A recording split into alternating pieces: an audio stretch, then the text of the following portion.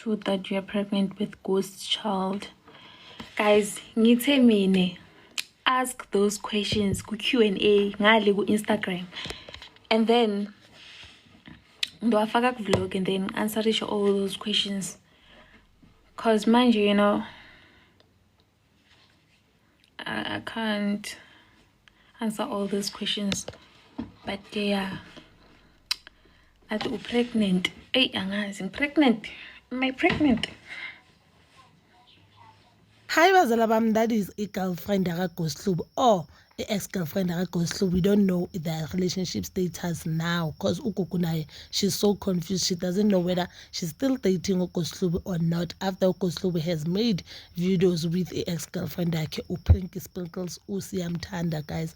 And one thing about Ghost Club that we all know is he is a master of pranks, and we will never confirm Ukoslu. When I will think Ukoslu is no longer dating Ukuku, can't you know they are still dating? And I believe he does communicate with my girlfriend because I don't think Ukona untomazane ngahlaleli ukuthi you see your man atshutha nomunye umuntu jiggling, you don't know. And there's a video that I saw mina badlala tennis, and there I didn't see the video on YouTube.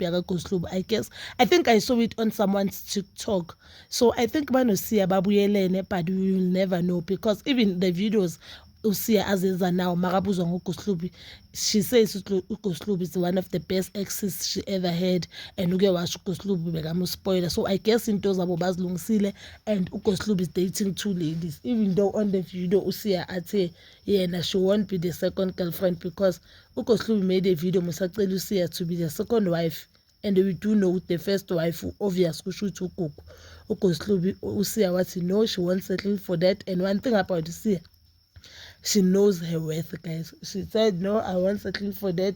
So I don't know whether the allegations of Ukuku being pregnant they are true or not, but I think if she was indeed pregnant, I think Ukoslubi a video of some sort, or something. I guess the allegations they are not true.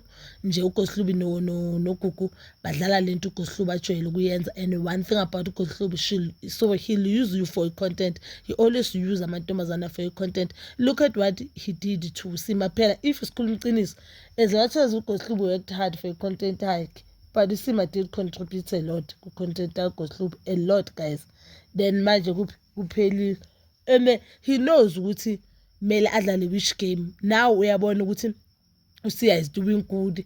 She's working with a lot of brands. Abantu they love content kaSiya. Boom, ubuyela kuSiya. Why now? Uzothi makasoka la makabona ukuthi content kaMami Terrace yakhulu aye kuMami Terrace, but that is business nje okwamantombazana ukuthi akhethe whether they wanna work with him or not. And now I feel like Ukuku is one of the smartest girlfriend he ever had because Ukuku is also doing videos ku channel yakhe. She's also growing channel yakhe, so they'll benefit both of them. And I've seen ukuthi videos I was shooting Ukoslubi amanye they have 100k viewers, which is a lot of money for her. So bazabamzi, so please do comment down below. Do you think Ukuku is pregnant or not? Or do you think it's just a content? That is all for now. Please don't forget to like, subscribe, share, and hit that notification button. Nginithanda ukuya nokubuya.